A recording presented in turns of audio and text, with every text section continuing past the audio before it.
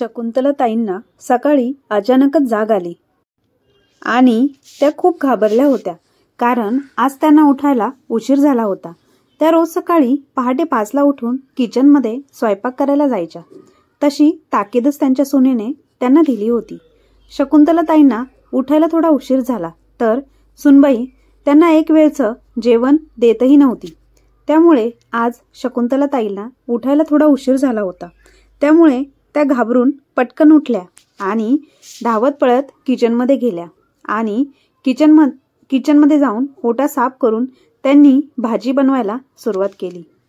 तरीही त्यांच्या मनात धाकधूक चालूच होती की सुनबाईने त्यांना लेट उठलेले पाहिले तर नाही ना.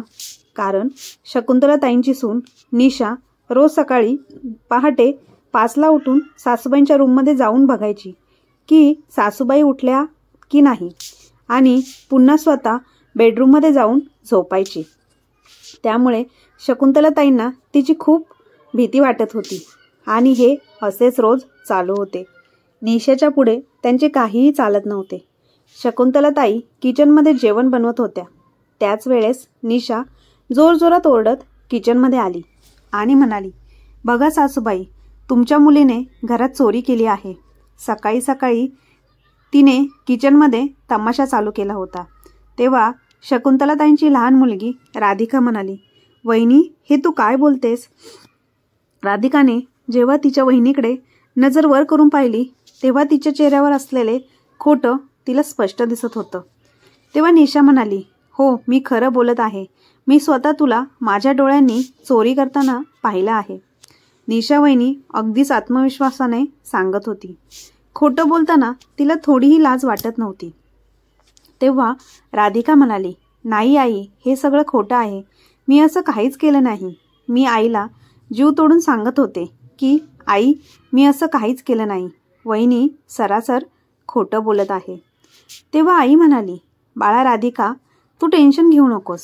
मला माहिती आहे बाळा की तू काहीही वाईट काम करू शकतच नाही." आईचं बोलणं ऐकून राधिकाला खूप धीर मिळाला होता. त्यावर लगेच सुनबाई म्हणाल्या, "काय?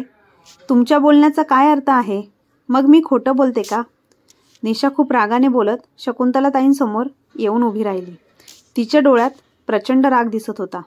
तेव्हा राधिकाला खूप भीती वाटली आणि तिला असे वाटले की आता आई आणि निशा वहिनीमध्ये पुन्हा भांडण होणार आणि निशा वहिनी आम्हा दोघींना पुन्हा उपाशी ठेवणार.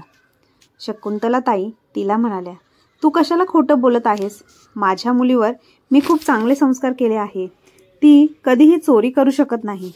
माझ्या निरागस मुलीवर आरोप लावतेस? विसरू नकोस, तुला स्वतःला देखील एक मुलगा आहे निशा. तू स्वतः एक आई आहेस." शकुंतलाताई खूप मोठ्या आवाजात सुनबाईला हे सर्व सांगत होत्या, कारण त्यांना यावेळेस खूप वाईट वाटले होते. निशाची तर हद्द झाली होती त्यांना त्रास द्यायची. ती आता त्यांच्या मुलीलाही सोडत नव्हती. शकुंतलाताईंचे असे रूप बघून राधिकाही खूप आश्चर्यचकित झाली.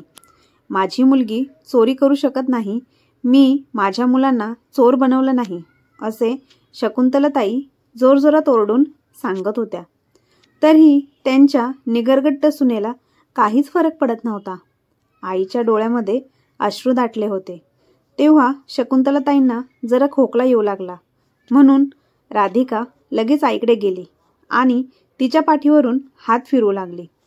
त्यावर सुनबाई म्हणाल्या, "या आई आणि लेकीने मिळून मला चोर बनवलं." निशा रडण्याचे नाटक करून हे सगळं बोलत होती. तेव्हा राधिका हैराण झाली. "आम्ही असं कधी म्हणालो वहिनी?" "हो का? जर तू महेशचे पैसे चोरले नाहीस मग याचा अर्थ हाच झाला ना की मी पैसे चोरले आहेत. बाहेरचं कोणी घरात येऊन तर पैसे चोरू शकत नाही ना." निशा अगदी मोठमोठ्या आवाजात बोलत होती. त्यानंतर ती तिच्या नवऱ्याला म्हणजेच महेशला म्हणाली, "बघितलंस महेश, मी तुला नेहमी सांगायची ना की तुझी आई माझ्यासोबत कसे वागते. आता तू स्वतःच्या डोळ्यांनी पाहिलंस आणि स्वतःच्या कानाने ऐकलंस ना." वहिनीच्या अशा बोलण्यानंतर निशाने अगदी घाबरून दादाकडे पाहिले. तेव्हा त्याचे डोळे रागाने लालबुंद झाले होते तर कपाळावर आठ्या आल्या होत्या. त्याने सत्य काय आहे हे जाणून घेण्याचा अजिबातच प्रयत्न केला नाही आणि स्वतःच्या बायकोवर विश्वास ठेवून तो आईला म्हणाला, आई, मी तुझ्या लाडक्या लेकीला सोडणार नाही. तिची हिंमत कशी झाली माझे पैसे चोरी करण्याची? मी माझे पैसे तिच्याकडून कसेही वसूल करेलच. तो रागातच आईकडे बोट दाखवत खाली असलेल्या ग्लासला जोरात लाथ मारून किचनमधून निघून गेला. तर वहिनी देखील तोंड वाकडं करून त्याच्या मागे मागे जाऊ लागली. मात्र हा सगळा तमाशा बघून शकुंतलाताई खाली जमिनीवर चक्कर येऊन कोसळल्या. राधिकाने आईला कसंबसं पकडलं आणि तिला घेऊन खोलीकडे जाऊ लागली. शकुंतलाताईंना 4 मुली आणि 1 मुलगा होता. त्यांच्या मोठ्या दोन्ही मुलींचे लग्न त्यांचे पती माधवराव जिवंत असतानाच लावून दिले. तर राधिका आणि तिच्यापेक्षा लहान बहीण अजूनही अविवाहित आहेत. माधवरावांनी नेहमीच त्यांच्या मुलाला म्हणजेच महेशला डोक्यावर चढून ठेवलं होतं. आम्हा बहिणींना घरामध्ये काहीच महत्त्व नव्हतं आणि नाही आम्हाला काही दर्जा होता. माधवराव शकुंतलाताईंना देखील अजिबात महत्त्व देत नव्हते. त्यांना एकापाठोपाठ 4 मुली झाल्या आणि त्यानंतर मुलगा झाला म्हणून त्यांचा पूर्ण जीव फक्त मुलावरच होता. त्यांचं हेच म्हणणं होतं की त्यांचा मुलगा मोठा होऊन त्यांचा आधार होईल. ते आईला नेहमी हेच बोलायचे की तू मला फक्त एकच आधार दिला आहेस, बाकी तर सर्व मुलीच झाल्या आहेत. त्यांचा मला काय उपयोग असे म्हणून ते शकुंतलाताईंना सतत सुनवायचे. परंतु आईच्या हातात काहीच नव्हतं. जन्माला मुलगी किंवा मुलगा येणे हे तर सगळं देवाच्या हातात असतं. परंतु आई तिच्या परीने वडिलांना समजवण्याचा प्रयत्न करायची की मुलगी देखील वडिलांचा आधार होऊ शकते. परंतु बाबा त्यावर रागाने म्हणायचे. त्यांना मुलींना स्वतःचा आधार बनवण्याची अजिबातच इच्छा नव्हती. त्यांचं पूर्ण लक्ष आणि त्यांचं प्रेम फक्त मुलासाठीच होतं. शकुंतलाताई कमी शिकलेल्या असल्या तरी विचारांनी त्या सुशिक्षित होत्या. त्यांना असंच वाटायचं की त्यांच्या मुलींनी देखील शिकून स्वतःच्या पायावर उभं राहावं. परंतु बाबांनी असं होऊ दिलं नाही. बाबांनी कोणत्याच मुलीला 10वीपेक्षा जास्त शिकवलं नाही आणि 10वी पास होताच दोन्ही बहिणींची लग्न उरकवून त्यांना त्यांच्या सासरी पाठवलं. त्यांच्यानंतर लग्नासाठी त्यांच्या मुलाचा म्हणजेच महेशचा नंबर होता. माधवरावांनी महेशसाठी खूप सारी सुंदर स्वप्न पाहिली होती. माधवरावांची इच्छा होती की त्यांचा मुलगा शिकून मोठा होईल, चांगली नोकरी करेल आणि त्यांचं नाव रोशन करेल. माधवराव मजुरीचे काम करायचे, परंतु तरी देखील महेशसाठी खूप खर्च करायचे. त्यांना भीती वाटायची की त्यांच्या मुलाला देखील त्यांच्याप्रमाणेच मजुरीचे काम तर करावे लागणार नाही ना. परंतु महेशला अभ्यासात अजिबात रुची नव्हती. खरं तर वडिलांच्या प्रेमाने त्याला खूप बिघडवून ठेवलं होतं. तो स्वतःच्या मर्जीने वडिलांकडून पैसे मागायचा आणि बाबा कोणत्या ना कोणत्या प्रकारे पैशांची व्यवस्था करून ते पैसे त्याच्या हातावर ठेवायचे. महेशने कशीबशी 12वी पास केली तेव्हा त्याच्या डोक्यात व्यवसाय करण्याची कल्पना आली. आता माधवरावांकडे एवढा पैसा कुठे आला की ते त्याला एखाद्या व्यवसाय उभा करून देतील. त्याच्या वडिलांचं म्हणणं होतं की तू एखादी नोकरी शोध, एखाद्या ठिकाणी चांगली नोकरी कर आणि चांगल्या ठिकाणी सेटल हो. व्यवसाय करणं आपल्यासारख्या माणसांचं काम नाही, असं माधवराव त्याला नेहमी सांगायचे. परंतु महेश तर त्यांचं ते बोलणं ऐकून खूप चिडला. त्याने माधवरावांच्या वयाचा काहीच मान ठेवला नाही आणि वडिलांना चांगलेच खडेबोल सुनावले. शकुंतलाताई मुलाचे ते वागणे पाहून खूप आश्चर्यचकित झाल्या. तर माधवरावांना मात्र खूप पश्चाताप होत होता की पूर्ण आयुष्य ज्याला इतकं महत्त्व दिलं त्याचे प्रत्येक हट्ट पूर्ण केले, कोणत्याही गोष्टीची कमतरता त्याला कधी होऊ दिली नाही आणि आज इतक्याशा छोट्या गोष्टीवरून महेश वडिलांना नाही नाही ते बोलून गेला होता.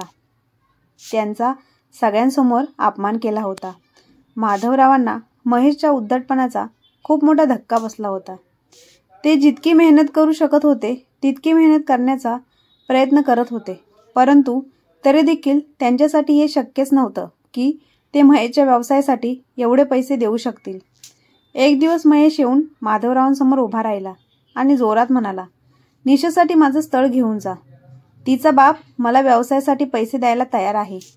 त्याने घरामध्ये एक नवीन ऑर्डरच सोडली होती. माधवराव म्हणाले, हे काय बोलतोस? असं अचानक तिच्या घरी तुझं स्थळ घेऊन कसं जाऊ शकतो आम्ही? शकुंतलाताईंना महेशच्या बोलण्यावर विश्वासच बसत नव्हता.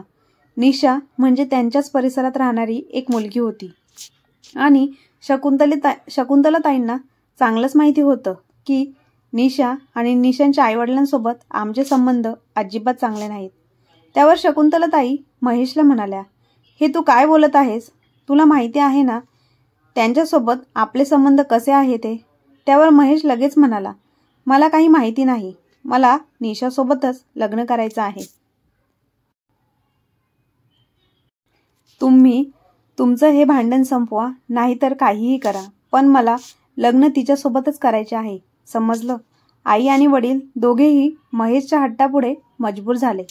निशा शकुंतलाताईंच्या जवळच्या परिसरातील एक मुलगी होती, जिच्या भावासोबत शकुंतलाताईंच्या 2 नंबरच्या मुलीचे लग्न ठरले होते. सर्व काही पक्क झालं होतं. लग्नाची तारीख देखील ठरली होती. परंतु जेव्हा मुलाला चांगली नोकरी मिळाली तेव्हा आई आणि मुलगा दिलेल्या शब्दावरून मागे फिरले.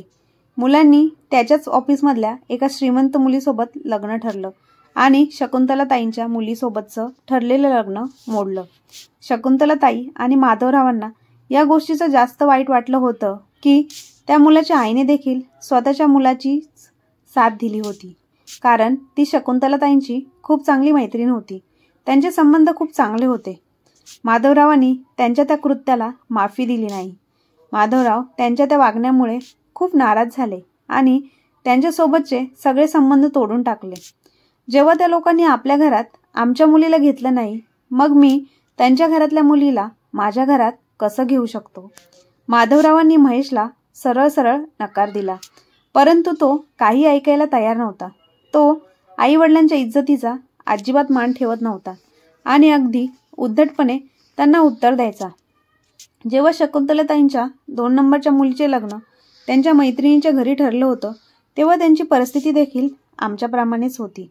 परंतु त्यांची मुलं मोठी झाल्यानंतर त्या मुलांनी घरातील सगळी परिस्थिती बदलून टाकली. त्यांची मुलं शिकून मोठी झाली आणि त्यांना चांगल्या नोकऱ्या देखील मिळाल्या. त्यांच्या मैत्रिणीने मोठ्या मुलीचे लग्न देखील एका श्रीमंत घरात लावून दिलं होतं, तर त्यांचा मुलगा देखील एका श्रीमंत घरातीलच मुलगी घेऊन आला होता. परंतु माहिती नाही का त्यांना निशाचं लग्न शकुंतलाताईंच्या घरातच लावून द्यायचं होतं. महेश ना शिकलेला होता ना कुठे नोकरीला होता. तो दिसायला चांगला होता. कदाचित निशाचं देखील महेशवर प्रेम होतं आणि तिनेच तिच्या आईवडिलांना मजबूर केलं असेल की तिचं लग्न महेशसोबत लावून द्यावं. माधवरावांनी अगदी स्वाभिमानाने त्यांच्या घरातल्यांसोबतचे सगळे संबंध तोडले होते आणि आता मुलासाठी पुन्हा त्या घरासोबत नातं जोडायची त्यांची हिंमतच होत नव्हती. परंतु ते स्वतःच्या मुलाच्या हट्टापुढे मजबूर झाले, कारण की महेश रोजच्या रोज भांडण करायचा की तुम्ही स्वतः तर माझ्यासाठी काही करू शकला नाहीत. आता जर मला व्यवसायासाठी त्यांच्याकडून पैसे मिळत आहेत ते देखील तुम्हाला मान्य नाही. मी पूर्ण आयुष्य तुमच्याप्रमाणे धक्के खाऊ शकत नाही आणि नाही लोकांच्या हाताखाली काम करू शकत. एक तर मला व्यवसायासाठी पैसे द्या, नाहीतर माझे स्थळ घेऊन निशाच्या घरी जा. आई वडिलांना माहीत होतं की मुलाला सासरच्या मंडळींकडून पैसे मिळण्याचा अर्थ काय होता. त्यांचा मुलगा कायमस्वरूपी त्यांच्या हातातून जाणार होता. आई वडील नाईलाजाने मान खाली झुकून त्या निशाच्या दारावर गेले. या वेळेला त्यांना स्वतःच्या मुलाचे लग्न ठरवायचं होतं. निशाची आई तर आधीपासूनच तयार होती. खरं तर महेशला उकसवायला निशाच्या आईचाच हात होता. त्यांच्या मुलीला महेश आवडला होता, नाहीतर तिने शकुंतलाताईंच्या घराकडे पाहिले देखील नसतं. शकुंतलाताई आणि माधवरावांनी निशाचा हात मागताच त्यांनी लगेच संमती दिली आणि निशाचं आणि महेशचं लग्न ठरलं. निशा खूप खतरनाक मुलगी होती आणि परिसरातही तिच्याबद्दल सर्वांना माहीत होतं की तिची जीभ एखाद्या तलवारीप्रमाणे चालायची.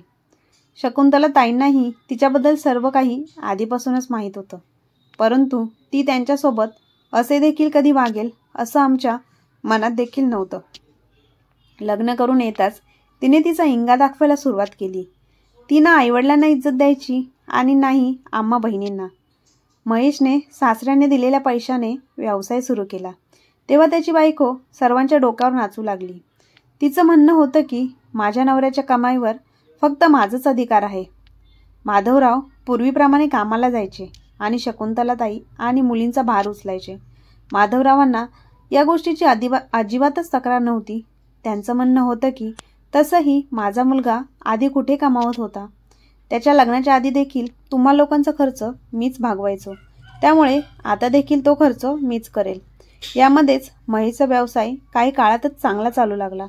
त्याला त्याच्या व्यवसायात चांगला नफा मिळायचा, परंतु तो सगळा पैसा आणून बायकोच्या हातात ठेवायचा. माधवराव जे कमावून आणायचे त्यातून शकुंतलाताई आणि त्यांच्या मुली कसेबसे पोट भरायच्या. परंतु शकुंतलाताईंची इतकी हिंमत नव्हती की त्या महेशला आणि त्याच्या बायकोला काही बोलू शकतील. शकुंतलाताई आणि माधवराव नेहमी त्यांच्या मुलींना शांत राहायला सांगायचे आणि सगळं काही सहन करायला सांगायचे. आम्हा बहिणींची काय मजाल होती की आम्ही दादा किंवा त्याच्या बायकोसोबत भांडण करू शकू. घरात संपूर्ण राज्य निशाचंच होतं. माधवरावांची इच्छा होती की लवकरात लवकर त्यांच्या दोन्ही मुलींचं लग्न करून त्यांना त्यांच्या सासरी पाठवावं, जेणेकरून त्यांना सुनबाई निशाचा त्रास सहन करावा लागू नये. त्यांच्या दोन्ही लहान मुलींना तिच्या त्रासापासून दूर ठेवावे असे त्यांना सतत वाटायचे. परंतु देवाने माधवरावांना इतकी मुदत दिली नाही की ते त्यांच्या दोन्ही मुलींचे लग्न लावून देतील. एके दिवशी ते कामावर तर गेले, परंतु परत घरी परत आलेच नाही. काम करतानाच विजेचा शॉक लागून माधवरावांचा मृत्यू झाला. आम्हा सर्वांवर एक मोठं संकट कोसळलं होतं. बाबाच आमचा एकमेव आधार होते. बाबांच्या मृत्यूचा धक्का खूप जास्त मोठा होता. शकुंतलाताईंची देखील रडून रडून वाईट अवस्था झाली होती. माधवरावांना अजून तर त्यांच्या दोन्ही मुलींची पाठवणी करायची होती. त्यांच्या जबाबदाऱ्या अजून संपल्या नव्हत्या. तरी देखील स्वतःला यातून मुक्त करून आणि शकुंतलाताईंना खूप मोठ्या संकटात टाकून, त्यांच्यावर सगळी जबाबदारी टाकून ते या जगातून निघून गेले. माधवरावांच्या मृत्यूनंतर तर निशाचं खरं रूप सर्वांसमोर आलं. निशा घरामध्ये कुणालाही अजिबात सहन करत नव्हती. तिने शकुंतलाताईंना सरळ सरळ सांगितलं की ती 2 नंदांचा ओझं उचलू शकत नाही. त्यामुळे त्यांचं लग्न करून त्यांना लवकरात लवकर त्यांच्या सासरी पाठवून द्या, नाहीतर माझ्यासारखी वाईट बाई दुसरी कोणी नाही, असे बोलून तिने शकुंतलाताईंना एक धमकीच दिली होती.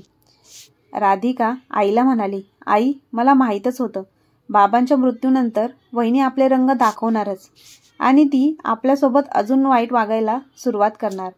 त्यामुळे तू आमच्या लग्नाची घाई करू नकोस, कारण आम्ही तुला एकटीला इथे सोडून जाऊ शकत नाही.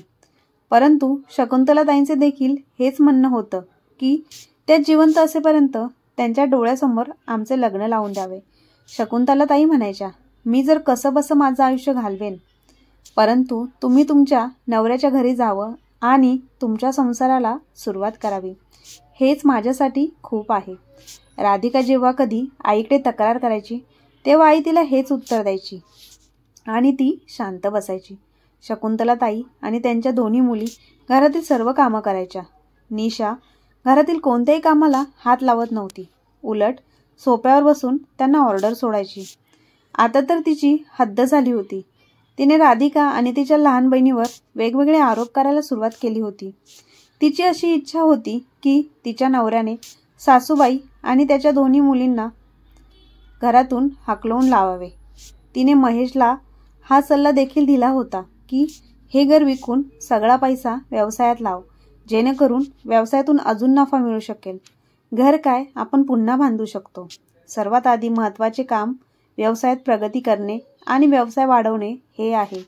परंतु त्यावेळेला शकुंतलाताईंनी महेशची साथ दिली नाही, कारण हे घर शकुंतलाताईंच्या नावावर होते. शकुंतलाताईंनी महेशला सरळ सरळ सांगितले की जोपर्यंत माझ्या दोन्ही मुलींची लग्न होत नाही तोपर्यंत मी हे घर विकण्याबद्दल विचारही करू शकत नाही. आणि हेच कारण होतं की वहिनीच्या मनात आमच्याबद्दल अजूनच राग निर्माण झाला. जर तिच्या हातात असतं तर तिने आम्हा तिघींनाही कच्चं खाल्लं असतं. निशाच्या लग्नाच्या काही महिन्यानंतरच निशा गरोदर राहिली. तिचे डिलिव्हरीचे दिवस जवळ आले होते. त्या काळात ती स्वतःसाठी वेगवेगळे पक्वान बाहेरून मागवायची, ज्याचा सुगंध पूर्ण घरभर पसरलेला असायचा. तर आम्ही मात्र तिच्या शिल्लक राहिलेल्या जेवणाची वाट पाहायचो. जेणेकरून आम्ही आमचं पोट भरू शकू. माधवराव गेल्यापासून ती शकुंतलाताई आणि त्यांच्या मुलींना किचनमध्ये पाऊलसुद्धा ठेवून देत नव्हती. शकुंतलाताईंना आशा होती की जेव्हा तिला स्वतःचं बाळ होईल तेव्हा कदाचित तिला तिच्या वागण्याची जाणीव होईल. परंतु तो त्यांचा एक गैरसमज होता. देवाने तिला एक मुलगा दिला, त्यामुळे ती अजूनच गर्विष्ठ झाली. ती तिच्या मुलाला आजीजवळ अजिबात येऊन द्यायची नाही. महेश देखील अजूनच तिच्या पदराला बांधला गेला. महेश तो घरात असताना त्याच्या मुलाला आईजवळ घेऊन जायचा, परंतु महेश घरातून जाताच ती तिच्या मुलाला आईच्या हातातून हिसकावून घ्यायची आणि शकुंतलाताईंना धमकी द्यायची, माझ्या मुलाला पुन्हा हात लावला तर खबरदार. शकुंतलाताईंना हे समजतच नव्हतं की ती त्यांच्याकडून कोणत्या गोष्टीचा बदला घेत आहे. खरं तर त्यांनी तिच्यासोबत कधीच काही वाईट केलं नव्हतं. त्यांनी स्वतःच्या मुलीप्रमाणेच तिलाही जीव लावला होता. एवढं वय होऊनही घरातील सर्व कामे त्यांनी केली होती. महेश पैसे आणून रोजच्या रोज एका ड्रॉवरमध्ये ठेवायचा. एके दिवशी महेशच्या पैशातून पूर्ण 20,000 रुपये गायब झाले. तेव्हा निशाने राधिकावर आरोप केला की महेशचे 20,000 रुपये तू चोरले आहेत. स्वतःचं तर लग्न होत नाही आणि इथे भावाचे पैसे चोरायला थांबली आहेस. चोरटी कुठली, लाज वाटत नाही का? असे अनेक घाणेरडे आरोप निशाने राधिकावर केले होते. हे सगळं ऐकून राधिका निशाच्या तोंडाकडे पाहतच बसली. तिच्या बाजूने सांगण्यासारखं खूप काही होतं, परंतु तिच्याकडे काहीच पुरावा नव्हता. राधिकाने निशाचा खोटा आरोप अगदी फेटाळून लावला, परंतु महेशची ती संशयाची नजर पाहून त्याची बहीण राधिका घाबरली. तिला आधीपासूनच माहिती होतं की दादा माझ्यापेक्षा स्वतःच्या बायकोवर विश्वास ठेवेल. शकुंतलाताईंनी त्या प्रसंगी राधिकाची साथ दिली आणि तिची ढाल बनली, परंतु महेशच्या मनात तिच्याबद्दल जो अविश्वास निर्माण झाला होता तो अविश्वास मिटला गेला नाही. वहिनीसोबतच दादा देखील आमच्या विरोधात झाला. तो मला चोर आणि त्याचा दुश्मन समजू लागला. राधिकाने भावाला पटवून देण्याचे पुरेपूर प्रयत्न केले, परंतु त्याने तिचं काहीच ऐकलं नाही. भावाला आमच्या विरोधात करून वहिनीला मनमानी करण्याची अजूनच संधी मिळाली. तिच्या मनात जे यायचं ते ती करायची. महेश कामावर जाताच ती फ्रीजला कुलूप लावायची आणि खाण्यापिण्याच्या वस्तू लपवून ठेवायची. दिवसभर आम्हाला जेवायला द्यायची नाही. तिचं म्हणणं होतं की आता आणखी ती शकुंतलाताई आणि त्यांच्या मुलीचं ओझं उचलू शकत नाही. शेवटी हा सगळा मिळणारा नफा माझ्या वडिलांनी दिलेल्या पैशातूनच मिळत आहे आणि त्या पैशावर फक्त माझा अधिकार आहे. आणि माझा नवरा तिकडे मेहनत करून पैसे कमावतो, ते काही तुम्हाला फुकट बसून खायला घालण्यासाठी नाही. आणि तुम्हाला इथे फुकट जेवण देण्यापेक्षा मी एखाद्या भिकाऱ्याला दान करेल, असे ती सतत त्यांना ऐकून दाखवायची. निशा त्यांना म्हणायची की मी माझ्या घरातच साप पाळले आहेत आणि ती दिवसभर सतत त्यांना असंच काही ना काही टोमणे मारत राहायची आणि त्या शांतपणे ते ऐकून घ्यायच्या, कारण त्यांच्याकडे राहण्यासाठी दुसरा कोणताही पर्याय नव्हता. आणि नाही शकुंतलाताई तिला घराच्या बाहेर हाकलून लावू शकत होत्या, कारण की जर ती गेली असती तर दादाला देखील सोबत घेऊन गेली असती आणि मग तर त्यांच्याजवळ कोणताच आधार शिल्लक राहिला नसता. त्या दिवसाच्या भांडणानंतर महेशने आईसोबत बोलणं एकदमच बंद केलं होतं. त्याच्या बहिणीसोबत तर तो आधीपासूनच बोलत नव्हता. त्याला हे माहीत देखील नसायचं की आम्ही जेवण केलं की नाही. जे जेवण फ्रीजमध्ये पडून शिळं व्हायचं, खराब व्हायचं, परंतु वहिनी आम्हाला ते जेवण जेवूसुद्धा द्यायची नाही. या लेवलपर्यंत जाऊन निशा त्यांच्यासोबत वाईट वागत होती. खराब झालेलं जेवण ती वर टेरेसवर टाकायची, जेणेकरून मांजरी किंवा पक्षी येऊन ते खातील. तेव्हा शकुंतलाताई गुपचूप जाऊन ते जेवण उचलून घेऊन यायच्या आणि सगळे मिळून ते जेवण जेवायच्या. त्यांच्याकडे पोट भरण्यासाठी दुसरा कोणताच पर्याय नव्हता आणि त्यांना भूकही सहन होत नव्हती. पोटातील भूक दुसरं काहीही बघत नाही. मग समोर जे येईल ते खावंच लागतं, असं शकुंतलाताई त्यांच्या मुलींना सांगायच्या. तेव्हा त्यांची मुलगी राधिका आईला म्हणाली, आई, आता मला घराच्या बाहेर निघावंच लागेल. शेवटी आपण हे कधीपर्यंत सहन करायचं आहे? मी खूप दिवसापासून विचार करत होते की आपल्याला आपलं ओझं उचलण्यासाठी स्वतः काहीतरी करायला पाहिजे. आज राधिकाने आईसोबत बोलण्याचा निर्णय घेतला तेव्हा ती नजर टिकून मलाच पाहत होती. तू काय करशील ग, असं शकुंतलाताई तिला म्हणाल्या. तुझ्या बापाने तर मला आणि तुला कधीच घरातून बाहेर जाऊ दिलं नाही ना, तुला शिकवलं, आणि आता तुझा भाऊ तुला घराच्या बाहेर पाऊल ठेवू देणार नाही. आणि माझी देखील अशी अजिबात इच्छा नाही की तू बाहेर जावं. जेव्हा आपली स्वतःची माणसं अशी अत्याचारी आहे तर बाहेरचे लोक किती अत्याचारी असतील हे तू स्वतःच विचार कर ना. राधिका, बाळा, मलाही वाटतं तू बाहेर जावे, नोकरी करावी, पण हे जग चांगलं नाही बाळा. आईच्या त्या बोलण्यावर राधिका देखील घाबरली. आईचं बोलणं तर अगदी खरं होतं, परंतु ती आईला म्हणाली, आई, असं पूर्ण दिवसभर उपाशी राहून बघ तर तुझी काय अवस्था झाली आहे. मी कुठेही नोकरी करेल, कमीत कमी आपलं पोट तर भरेल. राधिका आणि आईला खूप समजावून सांगण्याचा प्रयत्न केला, परंतु शकुंतलाताईने तिला नकारच दिला. शकुंतलाताई राधिकाला म्हणाल्या, नाही बाळा, तुझा भाऊ तुझा जीव घेईल. त्याला हे सहन होणार नाही की त्याची बहीण बाहेर जाऊन कमावून घेऊन येते. आईचं बोलणं ऐकून राधिका हैराण झाली. तेव्हा ती आईला म्हणाली, आई, त्याच्या बहिणी उपाशी आहेत हे तो सहन करू शकतो, मग त्याच्या बहिणी कमावून घेऊन येतात हे तो का सहन करू शकत नाही. इच्छा नसून देखील राधिका मोठ्या आवाजात शकुंतलाताईंसोबत बोलत होती. अगं आई, त्याला माहीत नाही का त्याची बायको आपल्यासोबत कसं वागते ते. राधिकाला जाणवले होते की आईला आज देखील स्वतःच्या मुलाचा अभिमान होता. राधिकाने देखील तिच्या तो भ्रमाचा भोपळा फुटू दिला नाही. परंतु दादा काही दूध पिता मुलगा नव्हता की त्याला माहीतच नाही की त्याची बायको त्यांच्यासोबत कशा प्रकारे वागते. राधिका आता तर शांत राहिली होती, परंतु मनामध्ये तिने निश्चय केला होता की ती उद्या नोकरीच्या शोधासाठी घराबाहेर निघेल. ती दबक्या पावलाने खोलीच्या बाहेर निघाली. दादाच्या आणि वहिनीच्या खोलीची लाईट बंद होती, याचा अर्थ ते लोक झोपले होते. ती लगेचच किचनमध्ये पाहू लागली, परंतु नेहमीप्रमाणे आज देखील जेवायला तिथे काहीच नव्हतं. वहिनी झोपण्यापूर्वी कधीच खाण्याच्या गोष्टी गायब करायला विसरत नव्हती. राधिका शिळं जेवण शोधायला टेरेसवर गेली. तिथे जमिनीवर ठेवलेलं जेवण घेऊन ती आईजवळ आली आणि आईला म्हणाली, आई, उठ, जेवून घे. मी एका स्वच्छ ताटामध्ये जेवण ठेवून ते ताट आईसमोर केलं. तेव्हा ती लगेच उठून बसली. राधिकाची लहान बहीण देखील तिथे आली. त्या तिघी सकाळपासून उपाशी होत्या, कारण जेवण बनवायला सुद्धा त्यांना किचनमध्ये जायला मुभाच नव्हती. सुनबाईचा तिथे कडेकोट बंदोबस्त असायचा. सर्वजण त्या जेवणावर अगदी तुटून पडल्या. आज त्या जेवणातून थोडा दुर्गंध येत होता.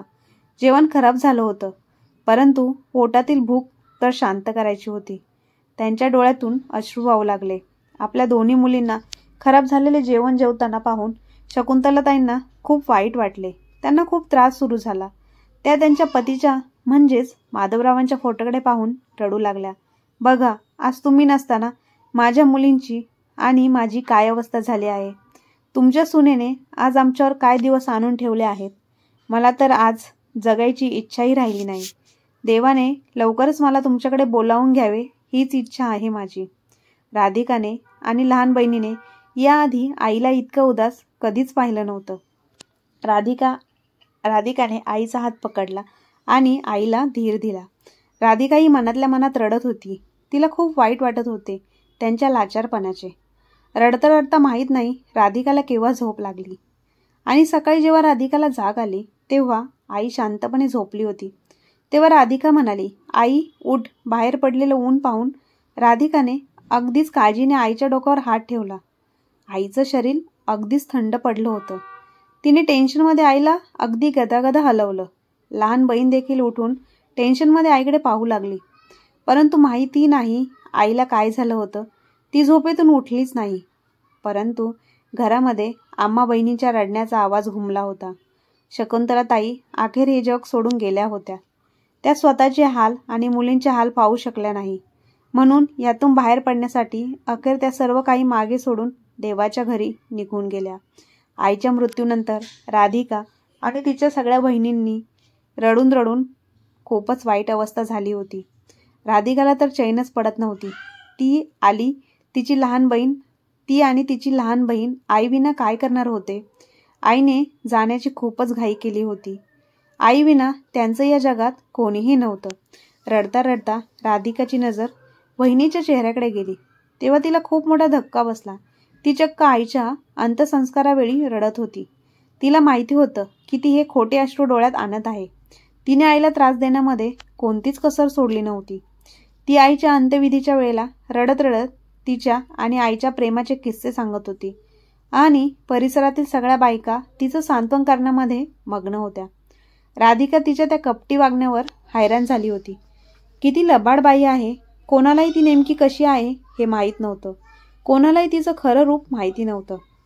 राधिकाने जरी सगळ्यांना ओरडून ओरडून सांगितलं असतं हिने आमचं आयुष्य कसं नरक बनवलं आहे, तरी देखील कोणीही तिच्या बोलण्यावर विश्वास ठेवला नसता. त्याच आजूबाजूच्या बायकांची सहानुभूती पाहून तिने हसून राधिकाकडे पाहिले तेव्हा राधिकाला खूप संताप आला होता. खरं तर तीच राधिकाच्या आईची खुनी होती. राधिकाने विचार केला होता, ठरवलं होतं की आईच्या अंत्यविधीनंतर ती एक क्षण देखील या घरात राहणार नाही आणि तिच्या बहिणीला इथून घेऊन निघून जाईल. मग त्यासाठी तिला कोणत्या अग्निपरीक्षेतून जावं लागलं तरी चालेल. आईचा विधी होणारच होता की अचानक तिथे खूप मोठा गोंधळ झाला. अचानक असे काहीतरी घडले की सगळे धावत पळत निघाले.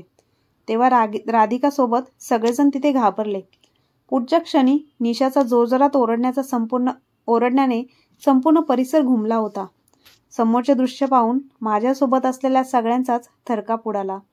निशाचा मुलगा यश टेरेसवरून खाली पडून जखमी अवस्थेत जमिनीवर तडफडत होता. वहिनी आणि दादाचे तर हातपाय गळून गेले होते. त्यांना समजत नव्हतं की त्यांनी आता काय करावं. स्वतःच्या मुलाच्या त्या वेदना त्यांना सहनच होत नव्हता. यश अजूनही फक्त 2 वर्षाचा होता आणि माहिती नाही कसे तो एकटा जिना चढून टेरेसवर गेला होता.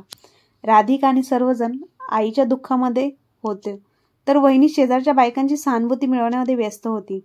महेशने लगेचच गाडी काढली आणि ते दोघे आईचा अंत्यविधी सोडून स्वतःच्या मुलाला घेऊन दवाखान्यात निघून गेले. राधिका आणि तिथे आलेले सगळे जणच दादा वहिनीच्या मुलाच्या अवस्थेवर खूप काळजीत होते. अजूनही आईवर अंत्यविधी झाला नव्हता की अजूनच एक संकट डोक्यावर आले होते. यश सर्वांसाठी लाडका होता म्हणून तो बरा होण्यासाठी सर्वांनी देवासमोर प्रार्थना केली. राधिकाला स्वतःला समजत नव्हतं की हे असं अचानक काय झालं.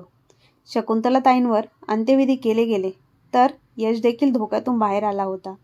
आमच्या बाळावरचं संकट देखील टाळलं होतं. तो आता ठीक आहे याची खबर आली तेव्हा आम्ही सर्वांनी सुटकेचा निश्वास टाकला. त्याचं आयुष्य तर वाचलं होतं परंतु तो खूपच जखमी झाला होता. त्याच्या पायाचं हाड तुटलं होतं आणि त्याला खूप महिने बेडवरच आराम करायचा होता. त्याची जी अवस्था होती ते पाहून सर्वांना वाटलं होतं की तो आता जगणारच नाही. परंतु देवाचे आभार होते की त्यांनी यशवर कृपा केली होती. राधिकेचा भाचा दवाखान्यातून घरी आला होता तेव्हा तिने लगेचच जाऊन त्याच्या कपाळावर पापा घेतला. त्याने देखील तिला मिठी मारली. आईला तिचा नातू किती लाडका होता. जर त्याला काय झालं असतं तर त्यापुढचा विचार राधिका करूही शकत नव्हती. ती लगेच उठली आणि तिचं सामान पॅक करू लागली आणि बाहेर येऊन महेशला म्हणाले, दादा, मी आणि माझी लहान बहीण तुमचं घर सोडून जात आहोत. आता तुम्ही अगदी आरामात इथे राहू शकता. तुम्हाला त्रास देणारा आता कोणीच नाही. राधिकाने वहिनीला आणि दादाला सांगितलं आणि त्यांचे सर्व सामान घेऊन निघून जाऊ लागल्या. राधिकाची बहीण लहान बहीण देखील तिचा हात हातात घेऊन घराच्या बाहेर निघू लागली. तेव्हा महेश म्हणाला, हे काय बोलतेस तू? कुठे जाशील तू? कुठे जाणार तुम्ही लोक? दादा आश्चर्यचकित होऊन विचारू लागला. राधिका म्हणाली, देवाने इतकं मोठं जग निर्माण केलं आहे दादा. कुठे ना कुठे जागा आम्हाला नक्कीच मिळेल. राधिकाने तिच्या अश्रूंना खूप मुश्किलीने अडवलं होतं आणि ती बाहेरच्या दिशेने जाऊ लागली. दादा म्हणाला, थांब. तो लगेच पुढे आला आणि त्याने दोन्ही हात पसरून आम्हाला जाण्यापासून अडवलं. तो म्हणाला, जर आपलं स्वतःचं घर आहे मग तुम्ही हे घर सोडून का जाणार? दादाच्या त्या प्रश्नावर राधिकाला धक्का बसला. त्याला माहीत नव्हतं की त्याची बायको त्याच्या माघारी आमच्यासोबत कसा अत्याचार करत होती. हा सगळा तमाशा पाहून निशा समोर आली आणि म्हणाली, या दोघी माझ्यामुळे घर सोडून जात आहे. वहिनीचा शरमलेला आवाज ऐकून राधिकाने वहिनीकडे पाहिले. ती म्हणाली, मी तुमची आई आणि तुमच्या बहिणीसोबत खूप वाईट व्यवहार केला आहे. इतकंच काय तर मी फ्रीजला देखील कुलूप लावलं आणि त्यांना कित्येक दिवस उपाशी ठेवलं होतं. त्या तिघींना मी खूप त्रास दिला आहे. बायकोचे ते बोलणे ऐकून दादाला अगदी धक्काच बसला. हे काय बोलत आहेस? तू तर मला नेहमी सांगायची की माझी आई आणि बहीण तुझ्यासोबत चांगले वागत नाही आणि तुला जेवायला देखील देत नाही. दादाला आता प्रचंड राग आला होता. त्याचे डोळे लालबुंद झाले होते. त्यावर निशा म्हणाली, मी खोटं बोलायचे जेणेकरून तू माझ्यावर विश्वास ठेवावा, ना की तुझ्या आई आणि बहिणीवर. परंतु आज माझ्या मुलाची अवस्था पाहून मला जाणीव झाली की मी किती चुकीचे होते आणि मी एका आईला किती त्रास दिला आहे. मला माफ कर. वहिनी दादा आणि आमच्या समोर हात जोडून रडू लागले. दादा म्हणाला, मी विचार देखील करू शकत नाही की तू इतक्या खालच्या पातळीला उतरू शकतेस. मी स्वतः देखील दोषी आहे की मी माझ्या आई आणि बहिणींची अजिबात काळजी घेऊ शकलो नाही. परंतु मला अजिबात अंदाज नव्हता की त्या हे सर्व सहन करत असतील.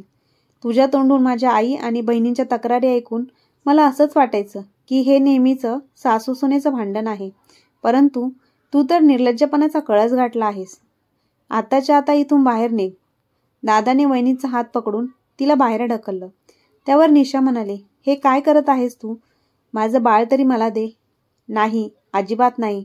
तुला तुझ्या मुलापासून लांब राहावं लागेल आणि हीच तुझी शिक्षा आहे. दादा तिला ओढत ओढत घराच्या दरवाजाजवळ घेऊन आला. त्यावर राधिका म्हणाली, थांब दादा. याच्या आधी दादा तिला घराच्या बाहेर हाकलून देईल तिने त्याला आवाज देऊन थांबवलं. हे खरं आहे की वहिनीने आम्हाला खूप त्रास दिला. आईच्या मृत्यूला देखील जबाबदार हीच आहे. परंतु आज जर आई जिवंत असती तर तिने कधीही वहिनीला असं घराच्या बाहेर काढू दिलं नसतं. तरी जे झालं यामध्ये सगळ्यात जास्त दोषी आम्हाला तू वाटतोयस रे. आमच्या दादाला आमची काळजी घ्यायला पाहिजे होती. वहिनीपेक्षा आमच्या दादाला आमची काळजी जास्त घ्यायला पाहिजे होती. यश तर आम्हा सर्वांचा लाडका आहे. आता तो त्रासात आहे. त्यामुळे माझी अशी अजिबातच इच्छा नाही की त्याला त्याच्या आईपासून दूर करावं. राधिकाचे बोलणे ऐकून दादा शरमला होता तर वहिनीने येऊन तिला मिठी मारली. निशा सर्वांसमोर हात जोडून म्हणाली, मला माफ करा. मी या तिघींना खूप त्रास दिला आणि या सर्वांची शिक्षा मला देवाने दिलीच आहे. माझी खूप मोठी चूक झाली. त्याचे प्रायश्चित्त मला भोगावेच लागले. दादा आणि वहिनीला त्यांच्या वागण्याचा पश्चाताप झाला होता. परंतु मी माझ्या मनातून त्यांच्याबद्दलची सगळी अडी काढून टाकली होती. शेवटी तो माझा भाऊ होता. मी त्याला संकटात कसं पाहू शकत होते?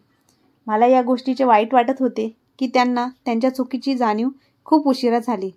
जर त्यांनी आई जिवंत असताना त्यांचं वागणं सुधारलं असतं तर कदाचित आई आज आमच्या सोबत असती. कमीत कमी आईने शांतपणे तरी तिचे डोळे बंद केले असते. परंतु आई रडत रडत या जगातून निघून गेली होती. वहिनीच्या वागण्यामध्ये आता खूप बदल झाला होता. आई गेल्याचे दुःख राधिकाला इतकं झालं होतं की ती त्यातून सावरू शकत नव्हती. आता दादा जेव्हा कधी कामावरून घरी परत यायचा तेव्हा सर्वात आधी आमच्या जवळ यायचा आणि विचारायचा की तुम्ही जेवलात की नाही. जी गोष्ट तो त्याच्या बायको मुलांसाठी आणायचा आमच्यासाठी देखील आणायचा. राधिका नेहमी त्याला पाहून विचार करायची की जर आई जिवंत असताना देखील तो असंच वागला असता तर आज ती सुखाने या जगातून गेली असती. ताईच्या सासरवरून राधिकासाठी एक स्थळ आलं तेव्हा दादांनी माझी इच्छा विचारली. स्थळ अगदी उत्तम होतं, परंतु मला माझ्या लहान बहिणीची काळजी होती. राधिकाची अशी अजिबात इच्छा नव्हती की माझ्या लग्नानंतर वहिनीने पुन्हा एकदा तिच्या लहान बहिणीसोबत वाईट व्यवहार करावा. त्यामुळे तिने एक अट ठेवली की माझं आणि माझ्या लहान बहिणीचं सोबतच लग्न व्हावं. दादालाही काहीच प्रॉब्लेम नव्हता. माझं लग्न ठरवलं गेलं तर माझ्या लहान बहिणीसाठी देखील स्थळ पाहायला सुरुवात केली. 1 वर्षात तिचं देखील लग्न ठरलं आणि मग आमच्या दोघींचं एकत्र लग्न झालं आणि आम्ही आमच्या सासरी गेलो. राधिका आणि राधिकाची बहीण दोघी सासरी खूप खुश होत्या. परंतु राधिकाला याच गोष्टीचं वाईट वाटत होतं. आमचं सुख बघायला आई जिवंत हवी होती. महेश आणि निशा शकुंतलाताई आणि माधवरावांसोबत नीट वागले असते तर आज त्यांना देखील त्यांच्या मुलांचं सुख पाहायला मिळालं असतं. मित्रांनो, माणूस जे काही चांगले वाईट कर्म करतो त्याचे फळ त्याला या जन्मातच भोगावे लागते. जसे निशाला तिच्या वाईट कर्माचे फळ भोगावे लागले होते. म्हणूनच या कथेच्या माध्यमातून एकच सांगावेसे वाटते, सदैव चांगले कर्म करा, फळही चांगलेच मिळेल. मित्रांनो, तुम्हाला आजची कथा कशी वाटली कमेंट बॉक्समध्ये नक्की कळवा आणि कथा आवडली असल्यास आपल्या चॅनलला लाईक, शेअर, सबस्क्राईब नक्की करा. धन्यवाद.